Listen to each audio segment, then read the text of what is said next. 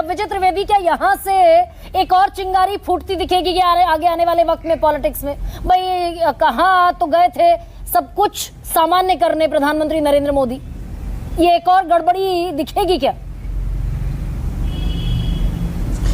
देखिए गरिमा जी, दो अलग अलग विषय है। प्रधानमंत्री जी जहां संघ में गए तो जिन बातों की आपने चर्चा की कि लगता था कि तलखी हुई है, कुछ विवाद है, कुछ है, उसके निपटाने का एक रास्ता है, इसलिए प्रधानमंत्री वहां गए। प्रधानमंत्री का कार्यक्रम था, वहां वो गए।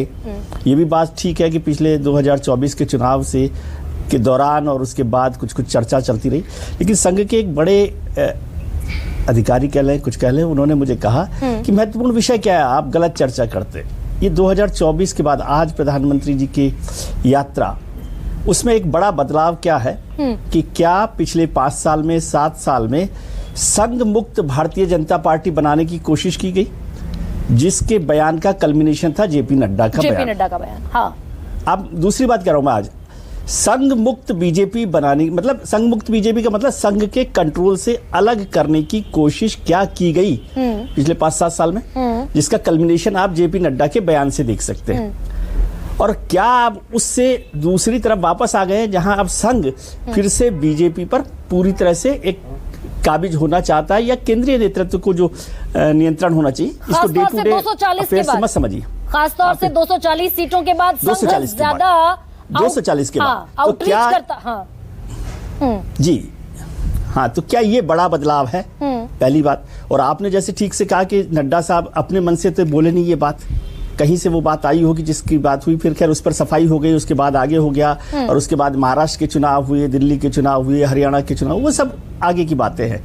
लेकिन देखिए, दो बातें हुई। 2004 को याद कीजिए, मैं आपको आगे पीछे थोड़ा सा ले जाना चाहता हूँ। 2004 में, उससे पहले वाजपेयी सरकार के खिलाफ संघ की नाराजगी बहुत ज्यादा थी, और स्वदेशी जागरण मंच लगातार वाजपेयी सरकार के खिलाफ काम कर रहा था। जी उससे पहले आपने सुदर्शन जी का जिक्र किया, हालांकि उस समय सुदर्शन जी सरसंघ चालक नहीं थे, 2000 में वो बने। उससे 98 की घटना आई है जब जसवंत सिंह जी को और प्रमोद महाजन को कहा गया, लेकिन वो पदाधिकारी के तौर पे, बड़े नेता के तौर पे वहां पर गए थे वाजपेयी जी के पास।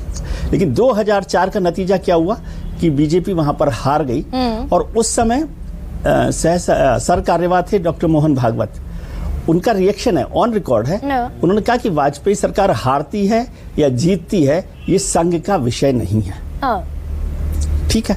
अब 2013 को देखिए, 2013 में प्रधानमंत्री जी वहां गए थे नागपुर कार्यालय में, मई में शायद गए होंगे, जब प्रधानमंत्री पद का उम्मीदवार उनको बना दिया गया था, मुझे एग्जैक्ट डेट अभी याद नहीं आ रही है। तो उस समय संघ ने और डॉक्टर मोहन भागवत ने वीटो किया कि नरेंद्र मोदी को प्रधानमंत्री पद का उम्मीदवार बनाया जाए। वो घटनाक्रम की अब जरूरत नहीं कि अडवाणी जी ने विरोध किया या क्या हुआ क्या नहीं हुआ, और कैसे गोवा की बैठक में जो प्रधानमंत्री पद का उम्मीदवार बनाना था वो टाल दिया गया, और आपको चुनाव अभियान का संयोजक बनाया गया, और फिर बाद में प्रधानमंत्री पद का उम्मीदवार बनाया। और वहां से संघ के नियंत्रण में, संघ के निर्देश में वो 2014 का चुनाव हुआ। और फिर 283 और 303 के बाद वो जो आप कह रहे हैं एक धारा शुरू हुई कि भाई संघ मुक्त बीजेपी अब खड़ी करनी है। 240 के बाद उस आइडिया को बड़ा ट्रेंड लगा, संघ का नियंत्रण उस पर, संघ मुक्त। हाँ बिल्कुल, मैं समझ रही हूँ आपकी बात जी, लेकिन मैं इससे अगला सवाल ये पूछ रही हूँ, मैं समझ रही हूँ आपकी बात, दर्शक भी समझ रहे हैं। मैं इससे अगला सवाल ये पूछ रही हूँ कि 240 के बाद अब बीजेपी ने चाहा कि अपना बीजेपी का राष्ट्रीय अध्यक्ष हो, संघ चाहता है हमारा राष्ट्रीय अध्यक्ष हो, यहीं पर पेच फंसा है क्या, या मैं गलत समझ रही हूँ? देखिए, नहीं, बीजेपी का अध्यक्ष का नाम बीजेपी देगी, लेकिन बीजेपी का अध्यक्ष का नाम राष्ट्रीय स्वयंसेवक संघ नहीं देने वाला, लेकिन बिना संघ की सहमति के बीजेपी का अध्यक्ष नहीं बनने वाला। और ये पेच जाहिर है कि होगा, क्योंकि 2 साल का एक्सटेंशन, जैसे आपने भी जिक्र किया कि बीजेपी के इतिहास में तो किसी को हुआ नहीं, 2 साल लगातार एक्सटेंशन मिलता रहा हो, हर 6 महीने में, 8 महीने में। पहले था कि लोकसभा चुनावों तक के लिए एक्सटेंशन दिया गया था, जो समझा जाता है कि एक राष्ट्रीय बड़े चुनाव हो रहे हो तो उस समय कोई नेतृत्व परिवर्तन, और उसके बाद भी करीब करीब 1 साल हो गया। आज हम 30 मार्च की बैठे हुए, तो 1 साल और बढ़ गया। तो इसका मतलब हुआ कि संघ में और बीजेपी में कम से कम नाम पर सहमति नहीं हुई है। नहीं है, या हो सकता है इसको दूसरे तरीके से देखें कि जो बीजेपी अपना नाम देना चाहती है उस पर शायद संघ सहमत नहीं। अच्छा, बीजेपी अध्यक्ष के लिए थोड़ा सा रिजेक्शन के तौर पर, विजय जी इसको थोड़ा और क्लैरिफाई कर दीजिए। भाई अमूमन ये होता है बीजेपी अध्यक्ष के पद के लिए कुछ नाम भेजती है, रेकमेंड करती है, संघ प्रमुख के सामने रखा जाता है टेबल पर, संघ प्रमुख उनमें से या तो असहमति दिखा देते हैं या किसी एक नाम पर सहमति दे देते हैं। बीजेपी किन किन चेहरों को चाहती है कि राष्ट्रीय अध्यक्ष बने? कौन से चेहरे हैं बीजेपी के जहन में? ऐसा कुछ क्लैरिटी नहीं, मैं बिल्कुल नहीं जानता। मैं इस पर कोई चर्चा नहीं करना चाहता, लेकिन ये साफ है कि बीजेपी कुछ नाम सुझाती है। उन नामों पर संघ का एक तरीका है कि वो अपनी असहमत, वो कहता है, आपने बताया कि गरिमा जी को बीजेपी का अध्यक्ष बना दें, तो वो कहते हैं अच्छा आगे बताइए कौन सा नाम है। फिर आपने कहा विनोद शर्मा जी को बनाइए, तो फिर उन्होंने कहा एक नाम और किसका नाम है आपके पास? फिर आपने कहा शीतल जी को बनाइए, तो उन्होंने कहा इसके आगे चलिए। तो उस तरह से रिजेक्शन करते हुए फाइनल नाम पर वो पहुंचते हैं, या फिर फाइनली वो कहते हैं कि अच्छा ऐसा करिए कि शीतल जी को पर नाम पर विचार कर सकते हैं, अच्छा नाम है।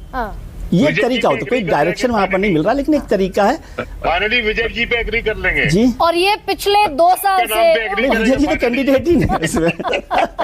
और ये पिछले विजय जी, वो नहीं है, ये पिछले 2 साल से पेच फंसा हुआ है, खासतौर से लोकसभा चुनाव के बाद से। 2 साल से नहीं है ये, अभी पिछले 1 साल से, लोकसभा चुनाव के बाद, नतीजों के बाद मतलब से पेच फंसा हुआ। हाँ, क्योंकि वो 1 साल का एक्सटेंशन तो उनको नेचुरल मिल गया था। जी, पेच फंसा हुआ ही होगा। आप बताइए, पेच फंसा हुआ नहीं है तो नया अध्यक्ष क्यों नहीं बनेगा? बिल्कुल। और एक और सवाल